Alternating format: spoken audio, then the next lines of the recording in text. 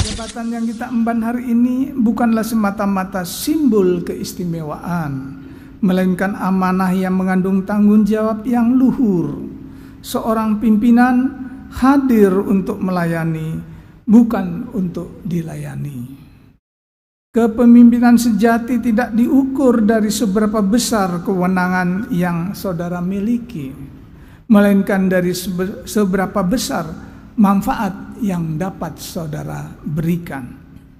Kita harus menyadari bahwa tidak ada satupun pemimpin yang akan mampu mencapai keberhasilan hanya dengan mengandalkan kemampuan dirinya sendiri. Seorang pemimpin bukanlah orang yang berjalan paling depan dan meninggalkan yang lain di belakang, tapi memimpin adalah mengajak, merangkul, dan menyatukan berbagai potensi yang ada untuk bergerak bersama-sama menuju tujuan yang sama, yaitu terwujudnya badan peradilan yang agung.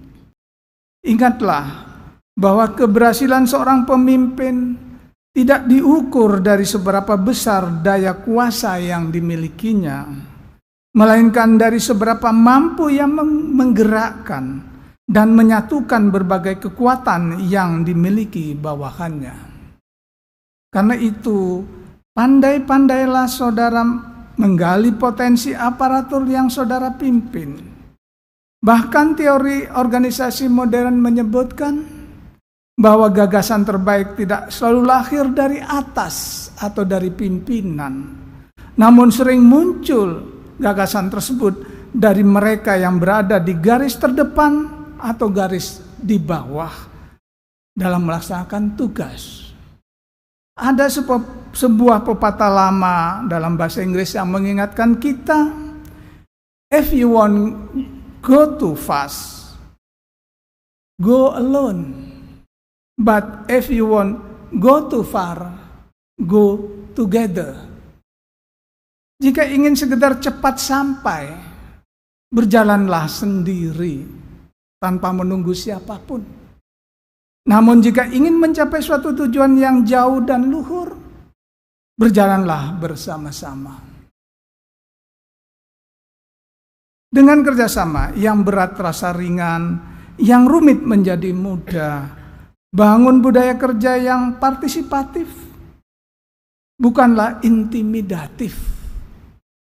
Jangan sampai anak buah selalu takut terhadap saudara. Saudara datang, semua sembunyi masuk kamar masing-masing. Saling percaya, saling menghargai, sehingga setiap aparatur merasa memiliki peran dalam pencapaian cita-cita bersama. Memimpin adalah memberi solusi, bukan membuat anak buahnya menjadi emosi. Dalam dinamika kepemimpinan, tentu akan muncul berbagai problem dan tantangan yang tidak selalu mudah untuk diselesaikan.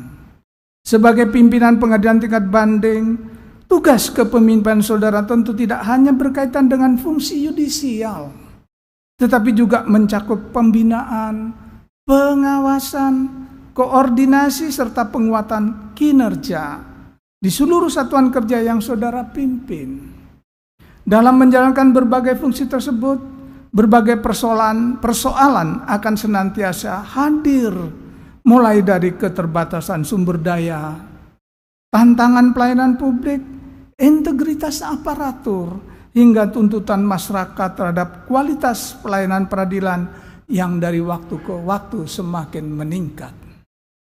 Dalam situasi seperti ini, seorang pemimpin dituntut hadir sebagai pemberi solusi, bukan sekedar pengamat yang selalu menyalahkan anak buah, apalagi menjadi bagian dari masalah itu sendiri.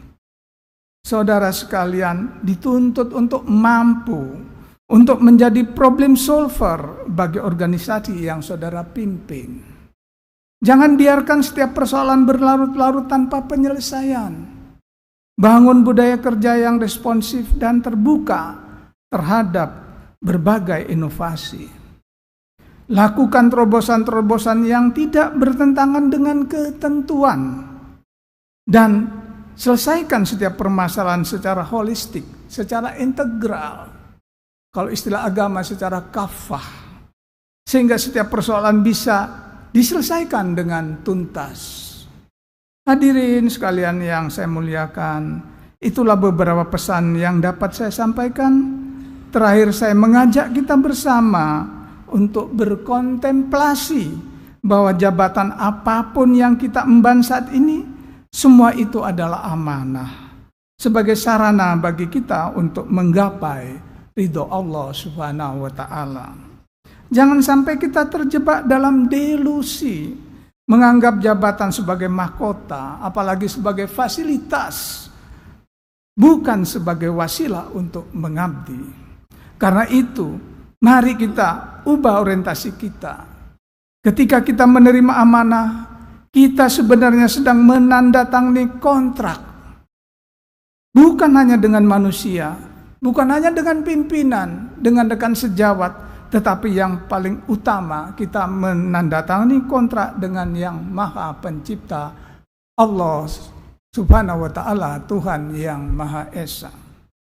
Relevan dalam hal ini, Nabi Muhammad SAW pernah bersabda, siapa yang diberi amanah memimpin masyarakat, lalu ia mempersulit masyarakat yang dipimpinnya, maka Allah akan mempersulit kehidupannya,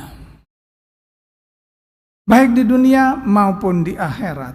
Sebaliknya, siapa yang bersikap adil, profesional, mempermudah urusan masyarakat, maka Allah akan mempermudah kehidupannya.